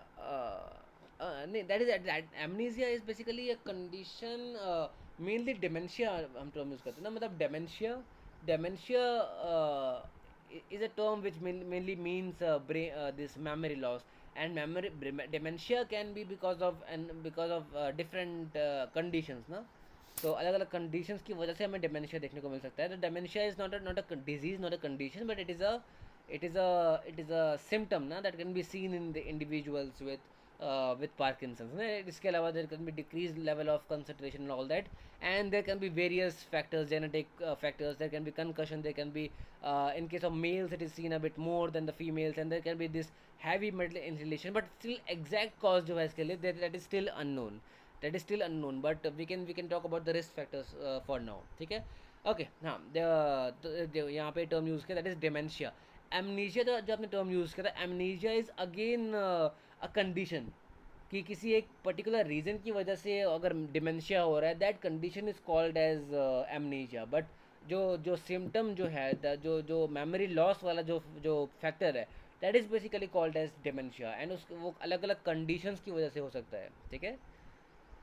Okay, Okay. ठीक है। इसके इसके अलावा ठीक है, again again lot of the limbic system is getting affected and trouble in multitasking. Again multitasking अगर हम पर्सन को बोलने के लिए बोलते हैं तो वहाँ पे again the person can become like the tremors can increase and all that, not much interested. Again, there will be a decreased amount of interest, or you can say the person might be depressed, or again because of loss of these excitatory neurotransmitters, anxious, and the ANS can also might be seen affected, okay? So that can be seen as a whole in case of Parkinson's. Lekin mainly the thing is that the thing that we are supposed to talk about here, that is these substantial neurons. तो basically we see that there is a loss of these neurons. Mainly ये होता क्या है कि these neurons they increase the dopamine. Again, just remember the name, substantial neurons. These are the neurons, ठीक है, these are the nerve cells which are responsible for increasing the amount of dopamine. So therefore they tell the globus, अब आपको समझ आएगा ये चीज़, the globus pallidus internus to loosen the sheath on thalamus and allows the muscle movement, है ना। मतलब ये हम डायरेक्ट पाथवे की बात कर रहे हैं जहाँ पे सब्सटैंशियो स्ट्रेशियल न्यूरॉन्स जो कि रिस्पॉन्सिबल है डोपामिन इंक्रीज करने के लिए, डोपामिन जो कि एक्साइटेटरी न्यूरोट्रांसमीटर होता है, वो एक बार इंक्रीज कर जाता है। तो बिकॉज ऑफ डैट हमारा ग्लोबस पैलिडस इंटरनस जो है ये ऑफ हो जाएगा, टर्न ऑफ हो जाएगा। एंड इसकी वजह से इट विल लूजन अ शीथ, है ना। मतलब हमारा जो थैलमस, जिसको हम थैलमस को हम कंपेयर किससे कर रहे थे, एक नटोरियस डॉग से ना, नटोरियस डॉग से हम कंपेयर कर रहे थे, which is always trying to excite the motor cortex. तो यहाँ पे अगर अगर हमारा ग्लोबस पैलिडस इंटरनस अगर ऑफ हो गया, तो in that case now the thalamus is free to act, and thalamus अगर एक्ट करेगा तो it will excite the motor cortex, and eventually हमारा मसल मूवमेंट जो होगा वो हमें देखने को मिलेगा।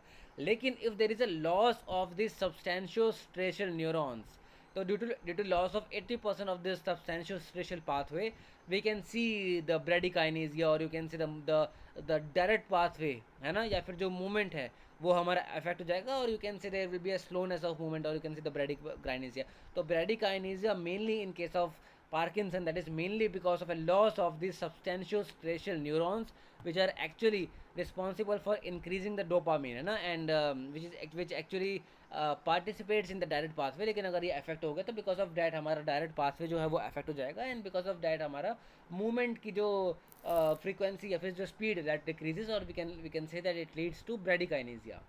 सबको समझ आया ये चीज़ की नहीं? This term is really important, ठीक है। This term is again I am saying this is really important. Okay, is it interesting और नॉट? हाँ, मेल में ज्यादा क्यों होता है पार्किंसन डिजीज? पार्किंसन मेल्स में again the cause is again still unknown, but you can say कि yeah, mainly the thing is कि अगर हम compare करते हैं ना मतलब दो अलग अलग samples को, तो वहाँ पे it is seen that male, अगर हम samples अगर मेल एंड फीमेल कंपेयर करें तो वहाँ पे मेल्स में it is seen like much more as compared to females, but again the exact cause for that is not known. But this fact is known कि ये fact हमें पता है कि it is seen more in males as compared to females, maybe because like again these neurons are getting affected more, but again उसका reason क्या है? जैसे अगर हम देख सकते हैं कि heavy metal inhalation है, तो heavy metal inhalation is mainly seen in men because they are like mostly working in these industrial or these areas जहाँ पे है, तो that can be the reason. और मे बी तो इसका अगर हमें एग्जैक्ट रीज़न जब हमें समझ आ जाएगा ना, तो लेट्स से अगर हम जेनेटिक फैक्टर की अगर हम बात करते हैं, तो may be there can be let's say अगर मैं बोलता हूँ कि कोई सेक्स लिंक्ड क्रोमोसोम है विच is actually responsible for this condition, तो वहाँ पे अगर हम बोलते हैं कि ये वाई क्रोमोसोम पे सिर्फ प्रेजेंट होता है, तो because of that we can say कि ये मेल्स में आ रहा है, तो बिकॉज ऑफ डैट तो अगर हमारे पास रीज़न है उस कंडीशन का, वो कंडीशन किस वजह से होता है, तब हम बता सकते हैं कि वो मेल्स में फीमेल्स में ज़्यादा क्यों दिख रहा है ना, वो क्यों का रीज़न हम तब बता सकते हैं। लेकिन हमारे पास अभी वो रीज़न ही नहीं है कि वो क्यों है, लेकिन इतना पता है कि हम मेल्स में ज़्यादा एज़ कम्पेयर टू फीमेल्स। तो there we can predict different reasons for this, लेकिन as a whole the reason exact reason is still unknown. कि पार्किंसंस मेल में ज़्यादा क्यों है एज़ कम्पेयर टू फीमेल्स, ठीक है. Okay, sir. Okay. Now coming up to the myasthenia gravis, I think ये boring हो रहा है कि नहीं, बोरिंग हो रहा है कि नहीं हो रहा है, ठीक है, ठीक है. ठीक है. ओके, ठीक, सिर्फ ठीक ही है. अब आई थिंक ये कंडीशंस हम सब पढ़ते हैं तो इसलिए ये थोड़ा सा मतलब ऐसा हो रहा होगा कि कुछ कुछ टर्म्स जो मेन टर्म्स है मतलब वो मैं डिस्कस करना चाह रहा हूँ. बाकी एज अ होल जो कंडीशन है उसमें होता क्या है ये सब ऑलमोस्ट हम सबको पता ही होगा, ठीक है. ओके, तो but still we can see mainly जैसे माइस्थीनिया ग्रेविस. ओके, तो अगर हमने हमने यहाँ पे बात करी मल्टीपल स्क्लेरोसिस की. मल्टीपल स्क्लेरोसिस मेनली हमारा एक्ट कर रहा था, अफेक्ट कर रहा था हमारा ब्रेन सेल्स को, ब्रेन के अंदर जो न्यूरॉन्स है उनको अफेक्ट कर रहा था. लेकिन अगर हम माइस्थीनिया ग्रेविस की अगर हम बात करें, इट मीन्स कि myasthenia gravis the muscle is becoming thin और becoming weaker and eventually gravis मतलब द मसल डाइज, है ना. तो वी कैन से ये हमारा मेनली न्यूरोमस्कुलर जंक्शन पे हमें देखने को मिलता है. मतलब ये कंडीशन हमारा मसल पे अफेक्ट हो रहा है. एंड ये वाला जो कंडीशन जो एमएस था it was mainly in the brain, है ना, ब्रेन सेल्स में मेनली था. ओके, तो we can see again it is an immune mediated, मतलब it is a type 2 hyper sensitivity disorder. Okay, hypersensitivity disorders भी हमारे अलग अलग टाइप के होते हैं. एक टाइप 1, टाइप 2, टाइप 3, टाइप 4. तो इसमें अलग अलग रीजन्स, अलग अलग स्ट्रक्चर्स जो अफेक्ट होते हैं. जैसे हम टाइप 2 की बात करते हैं तो वी कैन से कि टाइप 2 हाइपर सेंसिटिविटी डिसऑर्डर में हमारा जो एंटीबॉडीज़ है, बॉडी के जो एंटीबॉडीज़ है जो कि एक्ट करना चाहिए था अगेंस्ट एनी पैथोजन, वो हमारा बॉडी के सेल्स के अगेंस्ट ही काम करना शुरू कर देता है. And mainly we can see against the cellular और the extra cellular matrix of the antigen. Mainly अगर उसके अगेंस्ट एक्ट करता है तो in that case we can call it as type 2 hyper sensitivity disorder. इसके अलावा टाइप 1, टाइप 3, टाइप 4 ऐसे होता है. तो वहाँ पे हम देखते हैं कि ये जो अगेन जो एंटीबॉडीज़ है वो अलग अलग स्ट्रक्चर्स, अलग अलग रीजन्स ऑफ द बॉडी को अफेक्ट करता है. उसके अकॉर्डिंग हम उसको अलग अलग टाइप का मतलब हाइपर सेंसिटिविटी डिसऑर्डर बोलते हैं. बट अगर वो body cells and extra cellular matrix के अगेंस्ट ऑफ द एंटीजन अगर काम करता है, एक्ट करता है, तो that is called as type 2 hyper sensitivity disorder, ठीक है. एंड अगेन अगर बॉडी एंटीबॉडीज अगर काम कर रहे हैं तो in that case we can call it as we can call it as auto immune disorder. And mainly देखो माइस्थीनिया ग्रेविस में जो चीज़ आपको याद रखनी ना mainly that is this thing कि in case of myasthenia gravis morning के टाइम पे the person will be completely energetic and all that. But with the course of day very easily the individual will become weak. So मतलब by the you can say by noon or by afternoon you will see कि person जो है that has completely become exhausted. Fatigue हो जाता है, fatigue हाँ fatigue. हाँ हाँ, फटीग देखने को मिलेगा. And that's the reason why कि सिर्फ mainly in case of myasthenia gravis we have to go for morning sessions, ठीक है. तो बिकॉज ऑफ कोर्स अगर आप माइस्थीनिया ग्रेविस का पेशेंट आपके पास आता है एंड अगर आप उसको इवनिंग सेशन के लिए बुलाते हो तो I think there is no use of that ना. बिकॉज मॉर्निंग सेशन इसलिए बिकॉज रात के टाइम पे कंप्लीट रेस्ट के बाद में मॉर्निंग में जब पर्सन उठता है तो उसके बाद में the person is completely energetic, है ना. तो इसलिए मॉर्निंग सेशन के लिए अगर हम इंडिविजुअल को बुलाते हैं तो उस केस में it will be more fruitful. अगर हम इवनिंग को इस पर्सन को बुलाएंगे तो of course the person will not be that much energetic and the person won't be able to perform the activities या फिर जो एक्सरसाइज जो कि हम उनसे करवाना चाह रहे हैं. तो that is basically the myasthenia gravis. तो again this is really important. ये जो क्वेश्चन है ये क्वेश्चन जो कैनेडियन लाइसेंसिंग एग्ज़ाम है ना PCE उनकी वेबसाइट है CAPR. तो उस CAPR पे एक सैम्पल पेपर है उसमें ये क्वेश्चन दिया हुआ है. तो इट इज़ रियली इंपॉर्टेंट कि वहाँ पे थोड़ा सा ऐसे मतलब थोड़ा स्टोरी बना के क्वेश्चन दिया हुआ है कि person had this and all that. तो वहाँ पे आपको फिगर आउट करना है कि सिम्टम्स के अकॉर्डिंग आपको समझ आ रहा है कि उस इंडिविजुअल को माइस्थीनिया ग्रेविस है. एंड इवेंचुअली माइस्थीनिया ग्रेविस की वजह से आप उस इंडिविजुअल को मतलब किस टाइम पे बुलाओगे उसके लिए सेशन के लिए. तो it should be the morning session, ठीक है. उस क्वेश्चन पेपर में मतलब PCE क्वेश्चन पेपर में ना थोड़ा जो क्वेश्चंस रहते हैं वो विग्नेट स्टाइल क्वेश्चन होता है. विग्नेट मीन्स कि एक स्टोरी दी हुई है इंडिविजुअल की एंड उसके बाद में मतलब उसका मतलब या तो ADL कैसा होता है या फिर उस इंडिविजुअल का कोई एक्सीडेंट हुआ था या कुछ हुआ था. एंड उसके अलावा उसके ऊपर हमें 4-5 क्वेश्चन सॉल्व करने होते हैं. तो इस तरह के कुछ क्वेश्चंस रहते हैं उस एग्ज़ाम में. तो मतलब वो बड़े इंटरेस्टिंग क्वेश्चंस होते हैं जो कि आप पेशेंट हिस्ट्री या पेशेंट उसके अकॉर्डिंग अगर आप मतलब उसको सॉल्व करते हो तो खैर मतलब दैट इज द क्वेश्चन जो कि हमें वहाँ पे मिला था. तो again this is really important, जो मतलब मॉर्निंग जो सेशन है दैट इज रियली इंपॉर्टेंट. ठीक है. And okay, then in this case we can go for the morning session. Energy conservation, we need to teach them energy conservation techniques, stress management techniques and all that. Okay. And for this thing, so we can go for AC inhibitors, or you can go for the surgical removal of thymus. Why the thymus? Can anyone tell me? Surgical removal of thymus करने से हमारा क्या होगा myasthenia gravis पे? और It produces more antibodies. yeah, It exactly. can dec- And the thymus is responsible for the production of the antibodies, है ना. तो mainly you can say we need to remove the thymus in the condition जहाँ पे auto immunity काफ़ी ज़्यादा हो गई है, and in the case जहाँ पे myasthenia gravis, तो in that case we need to remove it, है ना. ओके. एंड अगर सर्जिकल रिमूवल ऑफ थाइमस किया तो in that case again person का इम्यूनिटी जो है दैट विल गेट अफेक्टेड. तो in that case the person has to मतलब be dependent upon certain drugs जहाँ पे the person is being prevented from certain conditions, है ना, because now we have remove the thymus gland ना. Okay, and there is this term that is called as myasthenia crisis, where mainly अगर muscles हमारी effect हो रही है ना, अगर मेनली अगर हमारी रेस्पिरेटरी मसल्स हमारी डायाफ्राम या इस सब अगर इफेक्ट हो गए, तो in that case again it is called as myasthenia crisis, जहाँ पे again the person is like completely in a situation of crisis, you can say, no, that is the life death situation, that is called as myasthenia crisis. So mainly the muscles are getting affected in case of myasthenia gravis. Okay, now coming up to the epilepsy. Epilepsy. Sir हाँ. Sir वो cranial nerve पे act करता. हाँ क्या चीज़? अगर ptosis वो आया ना सर, डिप्लोपिया कहाँ पे? myasthenia gravis में, myasthenia gravis में दिस आप भूल गए. ये चीज़ यस सर. हाँ एक्स्ट्रा. वो हाँ. क्रेनियल नर्व पे एक्ट होता ना सर. क्रेनियल नर्व पे क्या होता है, मैं समझा नहीं.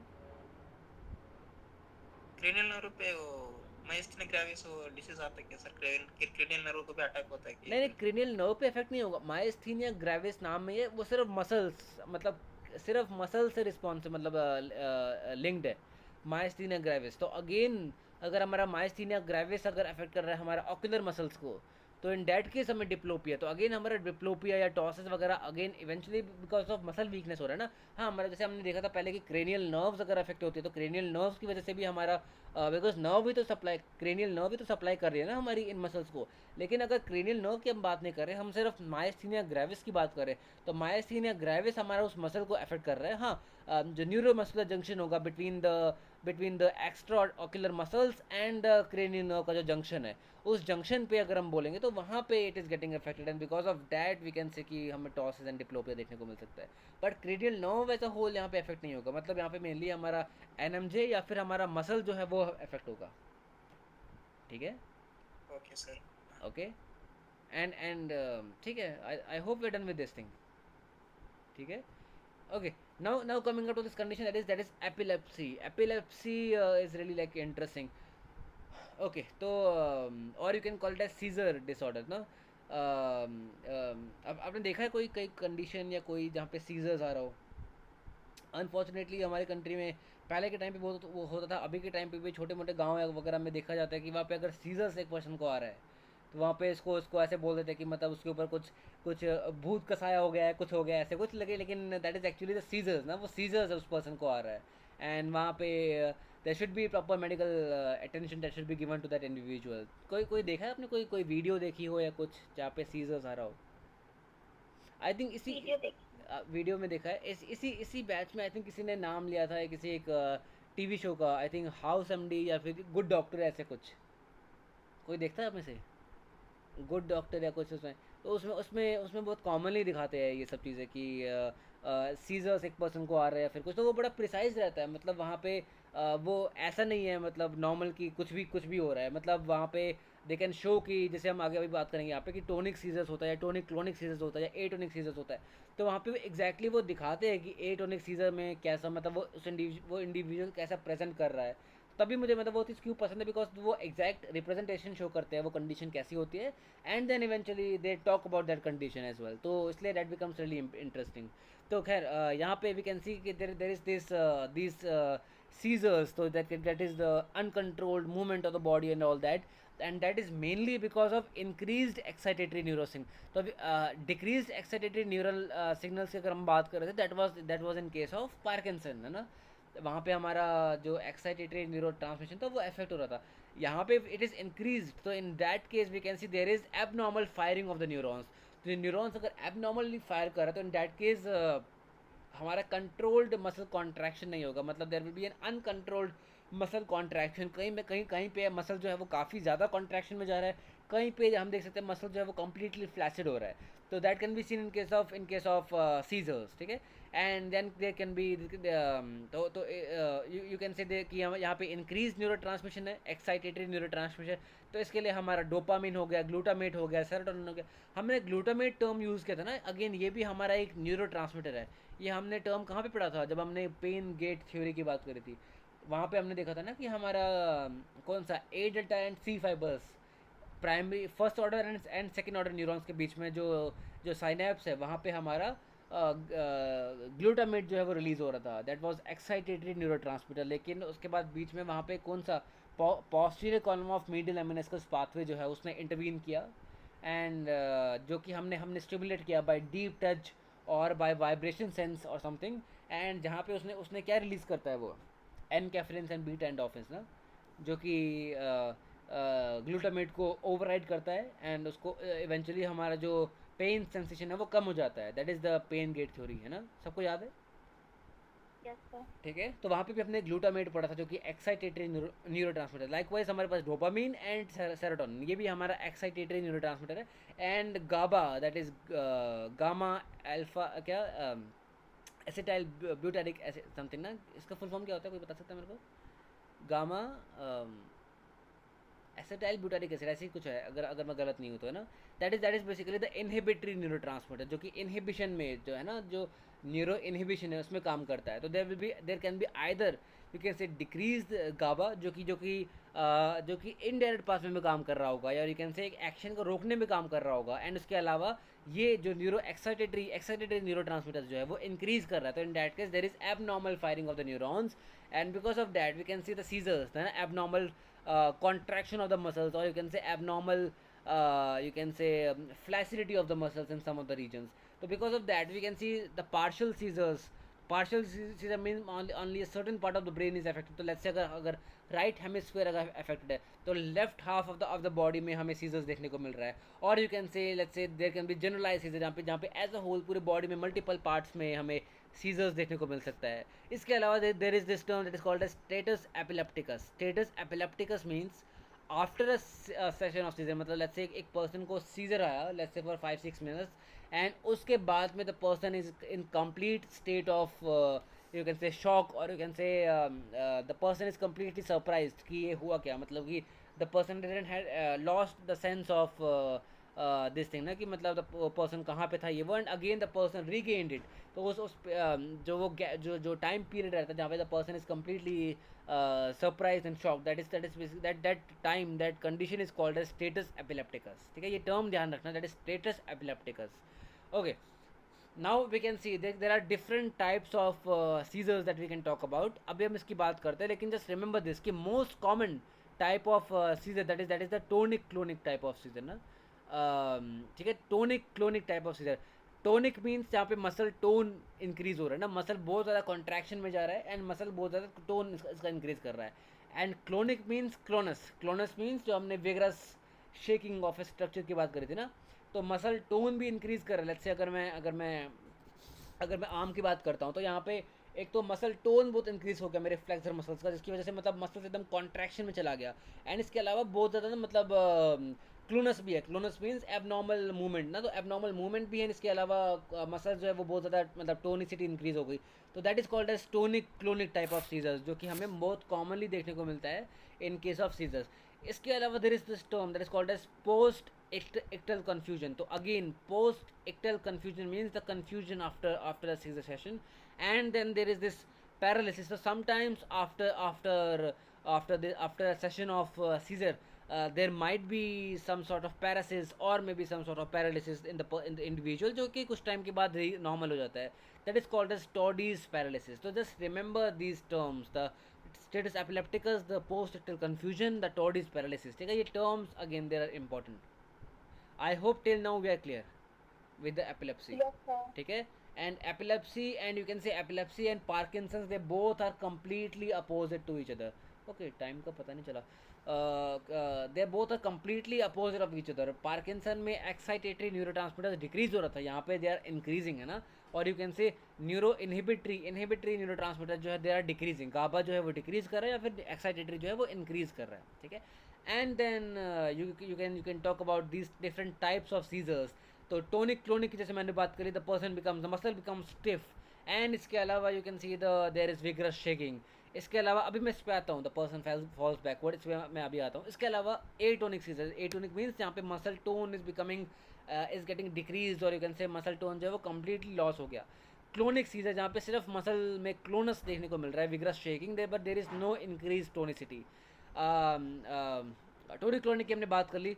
मायोक्लोनिक मीन्स मसल्स में क्लोनस है लेकिन tone is not that much increasing.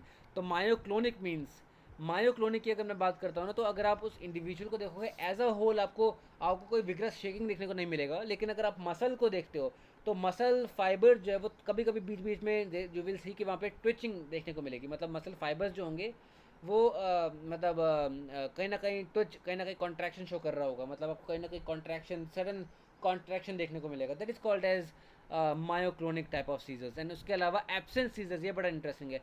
Absent seizures means कि मोस्टली हमें चिल्ड्रन में देखने को मिलता है.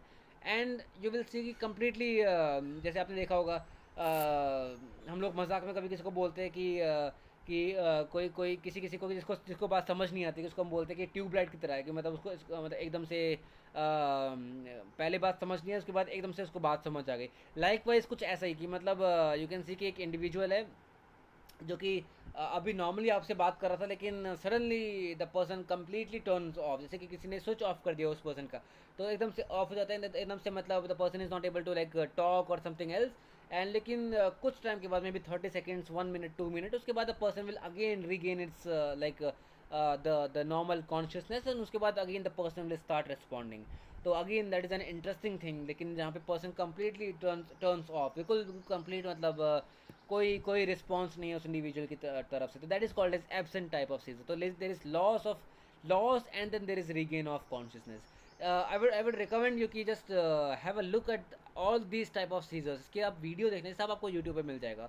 बट टाइप के डिफरेंट टाइप के सीजर्स जो हैं इनका अगर आप वीडियो देखोगे तो you will come to know कि ये किस तरह की कंडीशंस आती है. And the most common type of these type of seizures is the tonic clonic type of seizure. सबको क्लियर हुआ ये कि नहीं? Yes, sir. सर टोनिक में डिफरेंस क्लियरली बताओ sir. Tonic clonic means there is tonic as well as clonic. मतलब कि देखो मैं आपको करके दिखाता हूँ. टोनिक क्लोनिक सीजर मीन्स कि मसल टोन इंक्रीज हो गया, मतलब मसल फ्लेक्सर मसल जैसे हम बात कर रहे हो तो मसल टोन इंक्रीज हो गया. इसके अलावा there is this shaking as well, मतलब ये this is tonic clonic. And clonic means there is just shaking, लेकिन टोनिसिटी इंक्रीज नहीं कर रही है. मसल टोन जो है वो नॉर्मल है, लेकिन देर is just shaking of the muscle. That is called as tonic that is called as clonic seizure. सिर्फ क्लोनिक में सिर्फ क्लोनस देखने को मिल रहा है. एंड टोनिक क्लोनिक में टोन इंक्रीज हो रहा है, इसके साथ में क्लोनस भी देखने को मिल रहा है. एंड मायोक्लोनिक जहाँ पे मसल में सिर्फ ट्विचेस आपको देखने को मिलते हैं कहीं ना कहीं, that is called as myoclonic type of seizure. And absent seizure में completely the person becomes absent. ठीक है, that is the absent type of seizure. ठीक है. एंड एटोनिक में टोनिक फिर से बता दो ना. टोनिक क्लोनिक में आपको किस तरह से आपने आई थिंक मोस्ट कॉमनली जो आपने देखी होगी ना कंडीशन टोनिक, जो अगर आपने सीजर की कोई वीडियो या कुछ देखी है तो आपने टोनिक क्लोनिक टाइप का सीजर ही देखा होगा.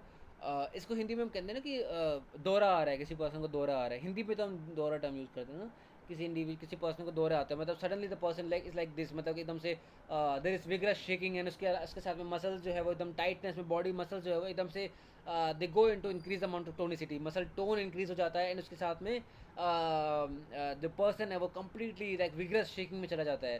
That is called as tonic clonic. ठीक है, आई होप समझ आया कि नहीं?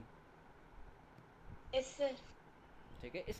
इनकी वीडियोस मैं टोनिक क्लोनिक की सेंड कर दूंगा, but still I would recommend, क्योंकि आप एक बार इन सब की वीडियोस एक बार देखना, टोनिक क्लोनिक एंड बाकी सबके एक बार वीडियो देखना, वीडियो से क्लियर होगा, ठीक है।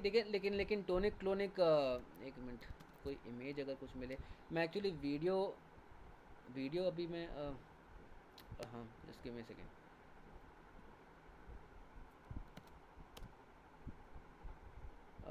You can see something like this, देखो, दिस इज टोनिक क्लोनिक। एक तो पर्सन विग्रस शेकिंग शो कर रहा है, है ना, जैसे यहाँ पे हम देख रहे हैं ना, एंड इसके साथ में देखो muscles are also going into this thing, into contraction, है ना। तो मसल टाइटनेस है, मसल टोनिसिटी इंक्रीज कर रही है, इसके साथ में विग्रस शेकिंग, ये शेकिंग दिखाया गया है। तो that is called as tonic and clonic, tonic clonic type of seizure, okay. Okay, I hope we are clear with this thing. And then we can say, हाँ, जैसे जैसे आपने क्रेनियल नर्व की बात करी थी, वैसे ही वी कैन सी कि they can be vagus nerve stimulation that can be given as it controls vasomotor activities and certain reflexes. So we can go for the stimulation of the vagus nerve, which can lead to these जो हमारा vagus nerve stimulation जो है, that can make the condition better, or can say the condition of epilepsy better, ठीक है। तो basically it is mainly because of this excitatory neurotransmitter, or decrease in the inhibitory neurotransmitter, ठीक है। that is mainly the seizures. Vagus nerve कैसे stimulate करेंगे? Vagus nerve stimulation, ये this is not like, ये stimulation हमारा वाला stimulation नहीं है, this is again a surgical procedure, and ये stimulation, this is another type of stimulation which is like for which proper surgeon is required, this is that stimulation, ठीक है। This is not that stimulation जो हम, है ना, muscle and stimulation, this is not that stimulation, okay, ठीक है। Okay, तो we are till now we are done with the seizures and with the epilepsy, ठीक है। फिर हम सेरेबेलर, हाँ, आपने बोला था ना पेशेंट फॉल बैकवर्ड फॉरवर्ड। हाँ, ओके, हाँ। तो मोस्ट कॉमनली ये ना, हम व्हील चेयर में भी ये चीज़ देखते हैं। एक गोल्डन रूल है, ये याद रखना कि जब भी पर्सन फ्लैसिडिटी में जा रहा है ना, फ्लैसिड पर्सन या फ्लैसिड पेशेंट जो है, वो हमेशा, मतलब the patient will mostly fall forward, मतलब कि फ्लैसिडिटी में पर्सन के फॉल करने के चांसेस ज़्यादा फॉरवर्ड होते हैं। एंड जब टोनिसिटी इंक्रीज करती है, मसल एकदम से बॉडी जो है वो मतलब हाइपरटोनिया हो जाता है, तो इन दैट केस पर्सन के फॉल करने के चांसेस बैकवर्ड ज़्यादा हो जाते हैं, ठीक है। And because of that we can eventually go for certain type of wheelchair. Let's say अगर हमें एक व्हील चेयर प्रिस्क्राइब करनी है एक इंडिविजुअल को विद टोनिक सीजर्स और टोनिक क्लोनिक सीजर्स, तो वहाँ पे we need to go for those wheelchair जो कि बैकवर्ड कम फॉल करे। अब अगर बैकवर्ड कम फॉल करेगा व्हील चेयर, तो उसके लिए आप सबने पढ़ा है व्हील चेयर मॉडिफिकेशन फिजियोपीडिया पे बड़ा अच्छा दिया हुआ है। तो उसमें बेसिकली क्या होता है कि व्हील चेयर जो है, व्हील चेयर के जो व्हील्स होते हैं, मतलब जो फ्रंट व्हील एंड जो बैकवर्ड व्हील जो है, उनके बीच में जो गैप होता है, उसको अगर हम डिक्रीज़ करते हैं, तो इन डैट केस उस व्हील चेयर के बैकवर्ड फॉल करने के चांसेस कम हो जाते हैं, है ना। अगर गैप ज़्यादा होता है तो वहाँ पे बैकवर्ड वो ज़्यादा फॉल करने के चांसेस ज़्यादा होते हैं। तो इन द केस जहाँ पे इंडिविजुअल के बैकवर्ड फॉल के चांसेस ज़्यादा है ना, मतलब कि इंडिविजुअल को लेट्स से अगर हम कह सकते हैं कि टोनिक सीजर, पर्सन की टोनिसिटी काफ़ी ज़्यादा है, तो उस केस में हम we will try to decrease the length of the between both the wheels. हमारा मतलब front wheel and backward wheel जो है, उन दोनों के बीच में जो डिस्टेंस है ना, जो व्हील चेयर के बेस में जो डिस्टेंस, उसको हम कम करना चाहेंगे। तो इस तरह से we can go for various different types of wheelchair modifications according to different conditions. अगर पर्सन फ्लैसिड है, तो फ्लैसिडिटी में we will try to increase the length between both the wheels of the wheelchair, ठीक है।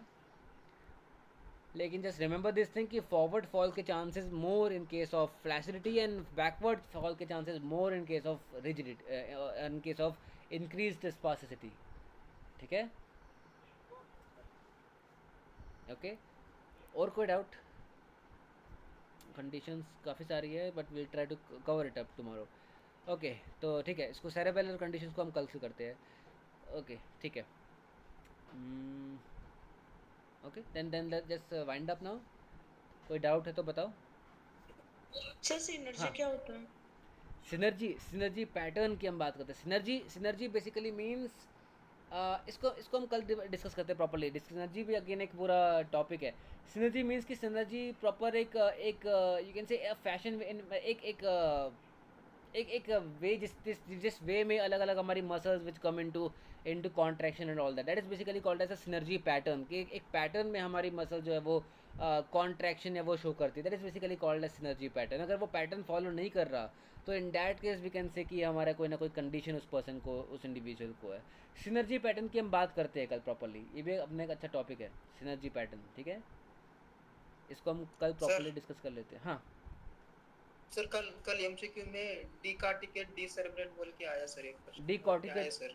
D कॉर्टिकेट, हाँ and D सेरिब्रेट, okay. और डीसेरेब्रेट के differences क्या है sir? Decorticate and decerebrate basically ये हमारा मतलब वही, अगर अगर फ्लेक्जन कॉन्ट्रैक्शन में अगर पर्सन चला जाता है, अगेन ये पूरा टॉपिक जो है ना इसको हम कल डिस्कस कर लेते हैं। मतलब डी कॉर्टिकेट, डी सेरिब्रेट एंड इसके अलावा हमारा फ्लेक्जन सिनर्जी, ये सारा कंबाइंड है। मतलब वी कैन से कि अलग अलग कंडीशंस के अकॉर्डिंग या अलग अलग कंडीशन की सीवियरिटी के according we can talk about decorticate and decerebrate condition, जिसकी वजह से person can go into flexion contraction और can say into extensive synergy, flexion synergy या एक्सटेंसिव सिनर्जी में पर्सन जा सकता है। तो ये पूरा टॉपिक है जिसको हम प्रॉपर्ली कल डिस्कस कर लेते हैं, ऐसा करते हैं इसको, ठीक है। Okay sir. ओके एक क्लास में व्हीलचेयर का भी बना दीजिए। हाँ क्या चीज़? एक क्लास व्हीलचेयर का मॉडिफिकेशन। व्हीलचेयर के ऊपर, व्हीलचेयर का मैं ऐसा करता हूँ, व्हीलचेयर का मैं एक सेकेंड, आप ना पहले इसको ना एक बार पढ़ लो इस पे, फिजियोपीडिया, ओके। ये चीज़ ये मेरे को बेस्ट, सबसे अच्छा मेरे को व्हीलचेयर, टाइप्स ऑफ व्हीलचेयर, ये मेरे को सबसे अच्छा इस पे फिजियोपीडिया पे मिला। एक बार मैं ये आप ढूंढ लो फिजियोपीडिया पे, ठीक है। एक बार जस्ट हैव अ रीडिंग, एक बार इसको रीड कर लो, ठीक है। उसके बाद में लेट्स डिस्कस दिस, इसको हम मे बी किसी संडे को किसी दिन हम डिस्कस कर लेते हैं किसी तरह से, या ऐसा करते हैं पूरा ये मतलब हमारा इसके बाद में बस हमारे क्या कहते हैं इलेक्ट्रो एंड एक्सरसाइज की क्लासेस बची है, उसको डिस्कस करने के बाद, कंप्लीट करने के बाद में एक आध हम दिन देख लेते हैं, जिस दिन हम आपके जो भी डाउट्स होंगे वो भी हम या कवर कर लेंगे, एमसीक्यू के कोई डाउट्स होंगे, या फिर इसके अलावा ये व्हील चेयर है, जो भी जो मिसलेनियस टॉपिक्स है वो एक बार हम कवर अप कर लेंगे, इस तरह से कर लेते हैं, ठीक है। Okay but still I would recommend कि एक बार इसको रीड कर लो, that will be much better ना। एक बार रीड करके अगर हम डिस्कस करेंगे तो वहाँ पे हम और बेटर इसको हम डिस्कस कर पाएंगे, ठीक है। ओके ठीक है, so let's one it up here only, and कल हम बात करते हैं flexion, extension, synergy and D cortical and D cerebral types of brain injuries के बारे में बेसिकली, ठीक है। Okay Thank you, sir. Okay thank you. Thank you. Thank you sir. Okay